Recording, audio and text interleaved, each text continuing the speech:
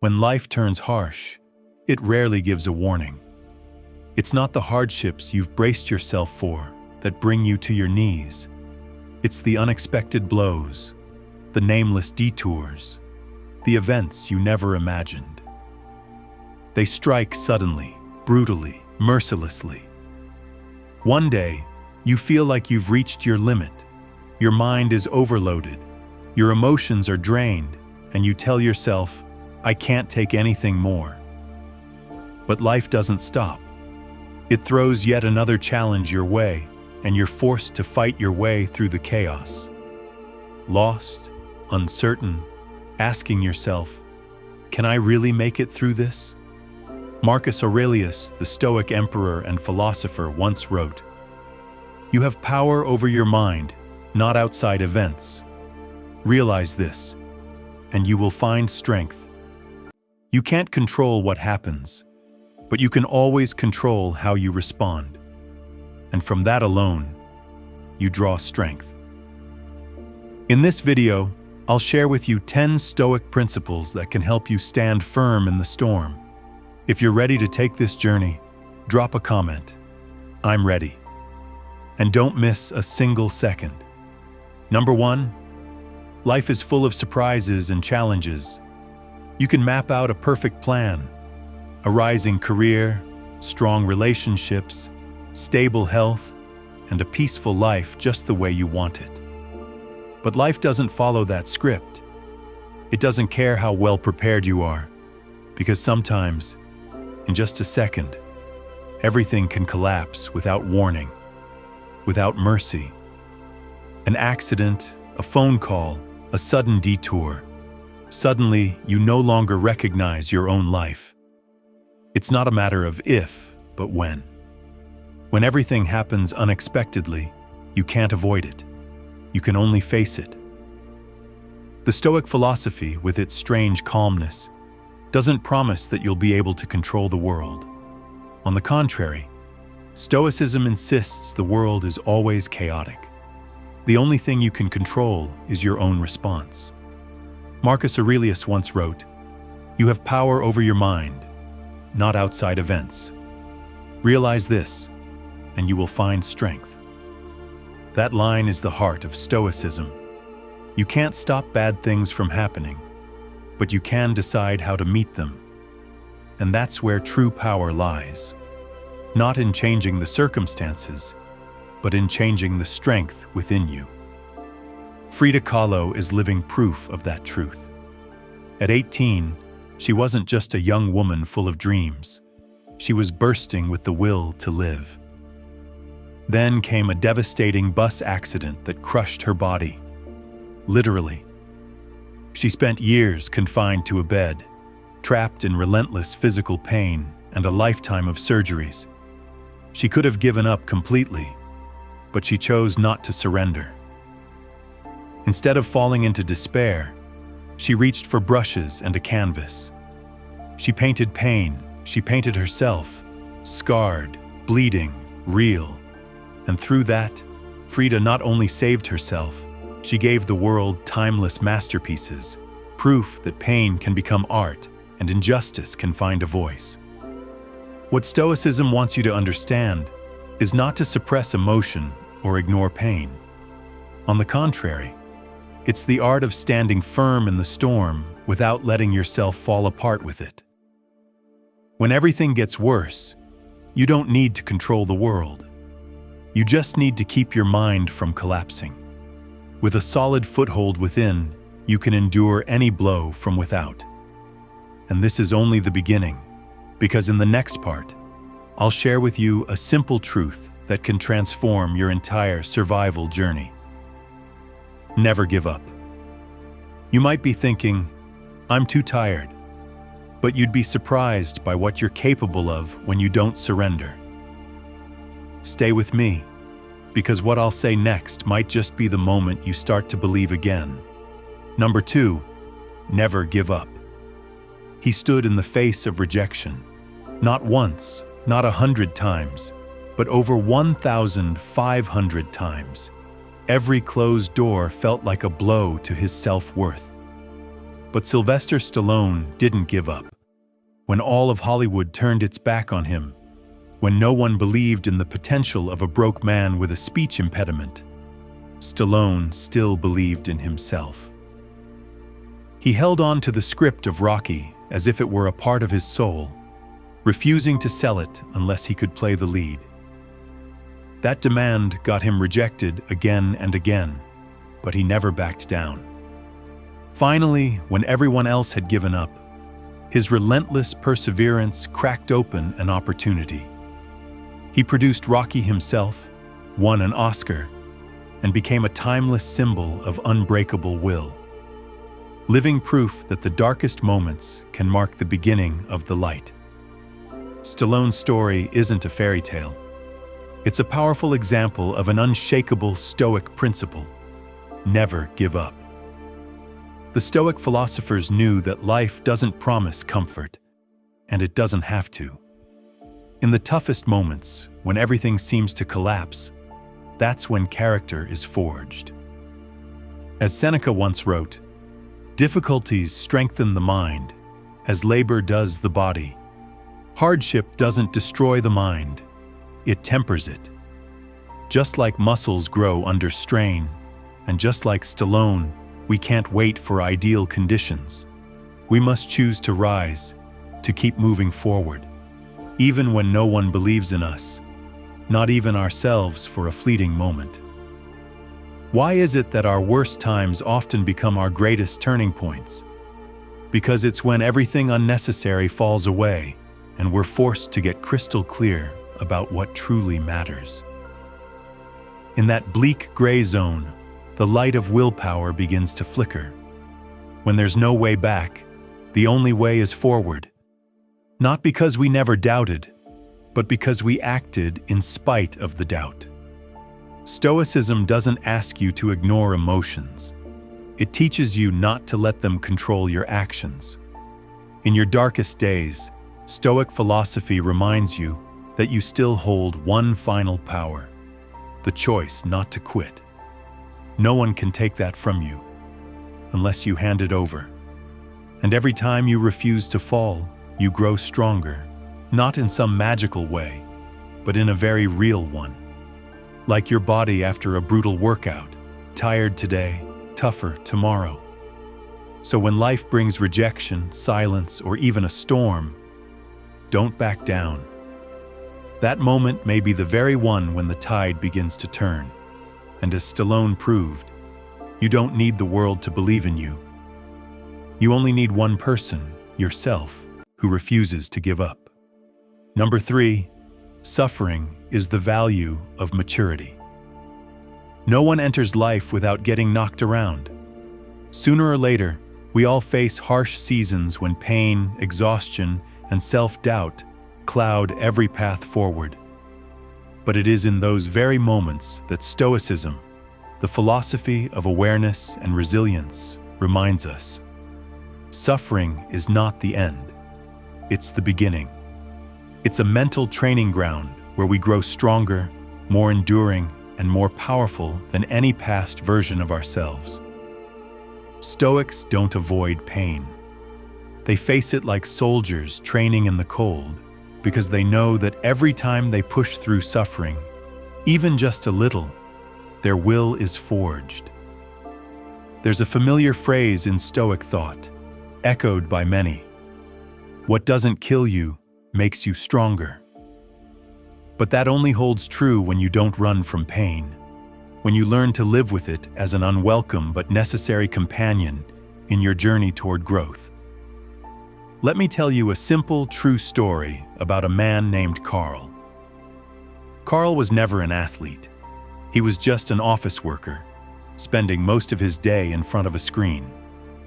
One day, after being diagnosed with high cholesterol and high blood pressure, Carl decided to start running to change his life. He signed up for his first 10-kilometer marathon. At the 3-kilometer mark, he nearly quit. His knees burned, his heart pounded, his body screamed to stop. But he didn't. He kept moving, walking slowly if needed. After that first race, Carl didn't become a hero. but he wasn't the same man anymore. A few months later, he signed up for a 21-kilometer run. A year later, he finished a full 42-kilometer marathon, something he never would have believed possible before. Carl wasn't a genius. He didn't have a personal coach. The only thing he had was a willingness to face pain and make it part of the process of building himself. Maybe you're not running a marathon. Maybe you're enduring a breakup, a failure, or a life-shaking event. Wherever you are on that path, remember this. Your pain is not meaningless. It's forging you, toughening your armor, preparing you for something bigger. When you understand that maturity doesn't come from comfort, but from collisions, from falling and getting up again and again, you stop blaming life. You start feeling grateful for the challenges. And what about you? Have you ever had your own marathon? Not necessarily on your feet, but through your heart, through your willpower. Share your story in the comments, or just write, "I'm in training." That's the first step toward growth, and you are not alone. Number 4, self-reliance and personal responsibility. When everything falls apart, when every door seems to close, you might look around, hoping someone will step in and pull you out of the hole. But the terrifying and also the most powerful truth you need to accept is this: no one is coming. No God, no mysterious fate, no savior will rise up in your place. In Stoic philosophy, this is the moment when you must face a simple yet difficult truth. You are the only one who can save yourself. Stoicism calls this autarkia, self-sufficiency, self-reliance. It doesn't mean you must do everything in isolation. It means you don't hand your fate over to outside forces. You don't blame the world. You don't curse your luck. And you don't sit around waiting for things to change. Stoics believe this: your life is not shaped by chance, but by your choices and your actions. Self-reliance is the starting point of inner strength, because the moment you accept that you can and must take responsibility for what's happening, you shift from the mindset of a victim to the mindset of a creator. When you stop asking, "Why is this happening to me?" and instead ask, "What am I going to do about it?" that is the moment you begin to rewrite the next chapter of your life. The clearest example doesn't come from books, but from the real-life story of Nick Vujicic, a man born without arms and legs. In a situation where independent living seemed impossible, Nick not only taught himself to swim and play golf, but also rose to become one of the world's most inspiring motivational speakers. But behind that spotlight, there was no miracle, only a bold decision. The decision not to sit helplessly, but to take action every day, little by little, to take command of his own life. Nick didn't choose his circumstances, but he chose how to respond to them. And that is the core philosophy of Stoicism. You may not have been born with the same challenges as Nick, but you will face pain, failure, or injustice at some point. When that happens, you have two choices: blame the world, blame others, or remind yourself that you don't need an external push to start changing. You are the captain of your own ship. And no matter how fierce the storm, a steady hand on the wheel can still steer the vessel to its destination. Self-reliance is not arrogance, it is responsibility. Responsibility for yourself, for every action, every thought. And when you begin to live this way, you'll discover that true strength doesn't come from having an easy path, but from standing firm when the path gets hard. Number 5, master your emotions. There's a battle you have to face every single day, even when the outside world is perfectly calm. It's the battle within yourself, between raw emotion and the choice to act. Stoicism doesn't ask you to become a cold, unfeeling machine in the face of pain.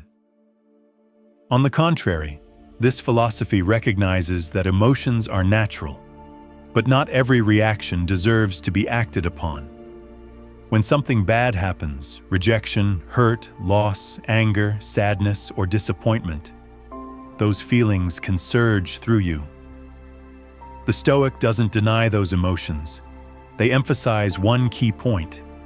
Your first emotion is a reflex, but your response is a choice. This is where strength begins. Positive emotions that are controlled, refined, and used to guide you, instead of ruling you. Serena Williams is a vivid example of this. After multiple knee surgeries and a long break due to pregnancy and childbirth, she had every reason to give up. But Serena didn't let negative emotions dictate her actions. She chose patience. She chose discipline.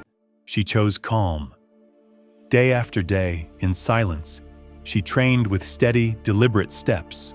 No rushing, no panic. The result? She returned to the court at peak performance and remained an irreplaceable icon in the world of sports. So can you. When emotions flare up, instead of yelling, collapsing, or walking away, you can take a deep breath and ask yourself, who do I want to be in this moment? That answer will shape your fate, not what happened to you. Mastering your emotions doesn't mean suppressing pain. It means giving emotions their proper place. Heard, understood, but not in the driver's seat. This isn't easy, but it's something you can train, like a muscle. Every time you choose action over impulsive reaction, you grow stronger. Every time you refuse to be swept away by anger or fear, you take back control. And from there, you don't just survive hardship, you begin to own it. If you've made it here and are still listening, let me say thank you. Truly, thank you for walking this far with me. It shows that you're serious about this journey of self-development, and I deeply respect that. Before we dive into the next tip, may I ask you for a small favor? If you're enjoying what you've learned so far and have a smile on your face right now, go ahead and hit that like button. And hey, if you haven't already, tap that subscribe button too. Why?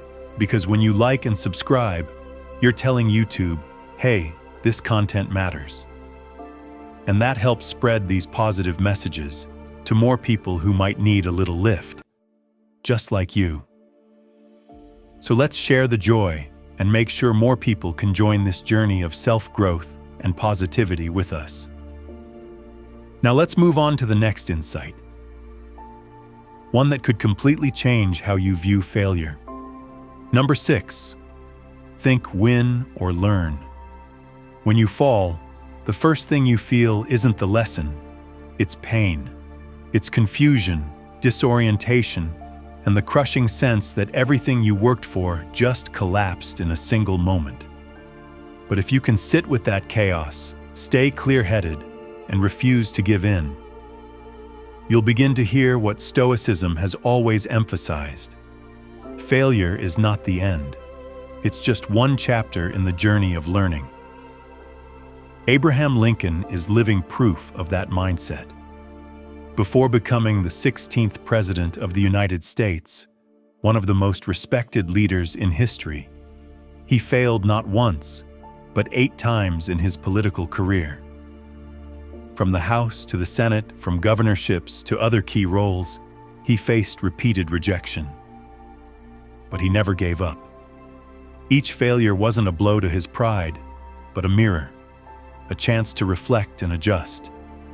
He refined his oratory, learned to understand voters more deeply, and most importantly, he never let failure change who he was.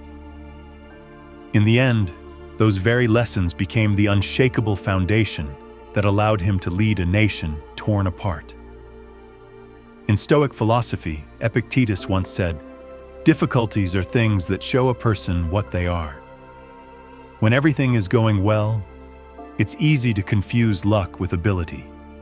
It's only in failure that you come face to face with your true self, your weaknesses, your resilience, your reason for starting in the first place. That quote from Epictetus isn't just a reminder, it's a compass. Don't fear difficulty. It's where you discover how strong you really are, or what you still need to learn. The philosophy of win or learn isn't just a feel-good slogan, it's a survival mindset. When you change your definition of failure, you take back control of your mind. It's no longer "I lost," but "I learned." Each failure stops being a pit that swallows your will and becomes a step that lifts you higher, so long as you don't let go halfway through. And most importantly, you are not the result of a single fall. You are the sum of every time you got back up. Don't let failure be the period at the end of your story. Make it a comma, and keep writing with growth, with grit, and with the belief that as long as you're still learning, you've never truly lost. When things get tough, remember you only have two options: win or gain something priceless. And either way, you're moving forward. Number 7, act consistently. You're learning Japanese. At first, everything feels manageable. Some characters, a few familiar sentence patterns. But then, after a few weeks, you stall. Vocabulary won't stick. Grammar tangles like a knotted thread. Real conversations make you feel like an outsider. That's where many people stop. They think, "I'm not good at languages," or "maybe Japanese just isn't for me." But then there are others who don't give up. Instead of sticking to the textbook, they throw themselves into it. They join Japanese speaking clubs. They set bold challenges for themselves. Speak 1,000 sentences in 30 days. They don't need to be fluent right away. They just need to do it every day, a little. That's what purposeful action looks like. The Stoic philosophy calls this act with a purpose, to move with direction, with willpower, and with persistence. In hard times, positive thinking alone isn't enough. In fact, overthinking without action can trap you in paralysis and self-doubt. Epictetus said it best: "Don't explain your philosophy, embody it." That line couldn't be clearer. You can talk about strength, belief, and discipline, but if you don't live by what you claim to believe, it's all just noise. When things get hard, what sets you apart isn't what you know, it's whether you keep going. That Japanese learner doesn't know if fluency will come in a few months, but every day, they choose action. They repeat phrases. They stumble through conversations. They wear out dictionaries because they understand that knowledge means nothing without practice. Consistent action doesn't have to be dramatic. It could be getting out of bed on time, exercising for just 10 minutes, writing down 3 things you need to get done today. It's this kind of consistency that builds inner strength. Stoicism doesn't ask you to conquer the world. It simply asks you to conquer yourself in small daily acts. And when you keep taking action, you stop being swept away by negative emotions. You start steering them instead of being steered by them, like someone gripping the wheel in the middle of a storm. You're not hoping the storm will vanish. You just keep your hands steady and move forward. Remember this: you don't need to be perfect to begin. But you must begin if you want to get closer to anything meaningful. And you must keep showing up, especially when things don't go your way. Because it's in those difficult moments that continuing to act becomes the clearest proof of your growth and your resolve. So when you feel tired, lost, or full of doubt, don't sit still. Get up and do something, anything, because a small action today could be the turning point of your life tomorrow. Number 8. The reward is on the other side of pain. None of us wants pain. Pain is something we're wired to avoid. But it's precisely in those moments when we endure the unbearable that something awakens. A deeper self, one that's resilient, fearless, and more powerful than pain itself. To the Stoic, pain isn't the enemy, it's a gateway. And on the other side of that gateway lies the true reward, eudaimonia. A kind of happiness that isn't shallow or flashy, but solid, rooted, and lifelong. The philosopher Epictetus once said, "Difficulties are things that show a person what they are." Hardship doesn't break us. It exposes us to ourselves and to the world. Not everyone becomes a hero in the face of pain. But those who keep going, who endure, who stand back up after being knocked to their knees, those people are stepping into a realm most of the world never touches. The realm of maturity, self-mastery, and dignity. Bethany Hamilton is living proof of that. At just 13 years old, she was a rising surf star, fast, passionate, and full of potential. Then came one fateful morning when a shark attacked and tore off her left arm. In an instant, her dream seemed shattered. No one expected that young girl to return to the ocean, let alone compete professionally. But Bethany refused to let pain steal what she loved. She started over. She learned to balance on a board with one arm, pushed through pitying looks and doubts, and then she returned to the waves, to the competitions, and she won. What she gained wasn't just titles, it was a life of meaning, a life that proves pain is real, but it is not the end. In fact, it can be the beginning. Because of that pain, Bethany became not just a world-class athlete, but a global symbol of inspiration, a living testament to the power of will. Her story makes us ask ourselves, how many times have I backed down in the face of pain? And deeper still, how many rewards have I missed just because I didn't dare push through the suffering? In Stoicism, the reward doesn't come from ease. It comes from the courage to step into the pain, to accept it, to learn from it, and to refuse to be defined by it. This isn't about denying emotions. Stoics aren't made of stone. They feel pain deeply, but they don't let it run their lives.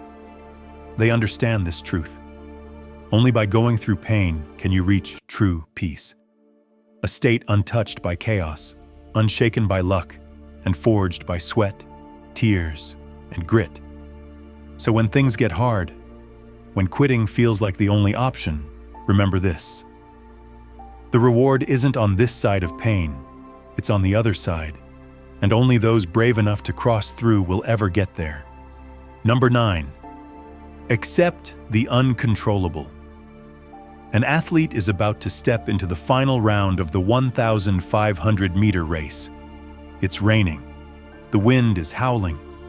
The stands are cold and damp. Many competitors begin to worry, whispering to their coaches, adjusting their shoes, and complaining about the slippery track. But that one athlete, the one you'll remember, doesn't complain. They simply stand there silently, gently tightening their shoelaces, breathing deeply, and warming up steadily, as if the weather doesn't matter. Because they know. They can't control the rain or the wind, but they can control how they respond. That is the spirit of Stoicism. When life gets hard, we often feel powerless, not because we're suffering, but because we want to control things beyond our reach. We want others to understand us. We want recognition, better outcomes, for life to go according to plan. But Stoicism teaches that only what lies within your will and actions is worth your concern. Think about it. You can't control what others say about you. You can't stop the rain from falling or the market from crashing. You can't guarantee that every effort will be rewarded at the right time, in the right way. But you can control how you act in the face of it all. You can choose to stay rational, to walk with your back straight, to do what's right, even when no one's watching.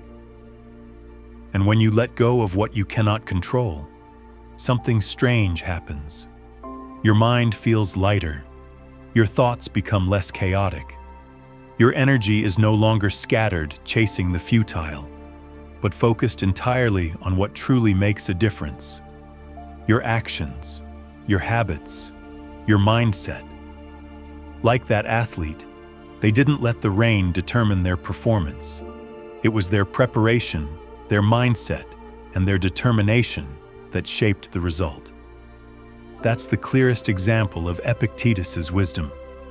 It's not what happens to you, but how you react to it that matters. And now, maybe you're asking yourself, if I've already accepted what I can't control, if I've committed to keeping my mind steady, what should I do right now? The answer lies in the next part, and it's also the final principle of this journey. Because this is where you'll understand why the present moment, not the past or future, is the only foothold you have to stand firm in the storm. Number 10. Focus on the present. When everything becomes overwhelming, the natural human reaction is to worry about the future. You start imagining a flood of worst-case scenarios. What's going to happen next? What if things don't get better? Will I lose everything? These questions swarm your mind, pulling you deeper into a spiral of anxiety. But Stoics don't try to predict the future.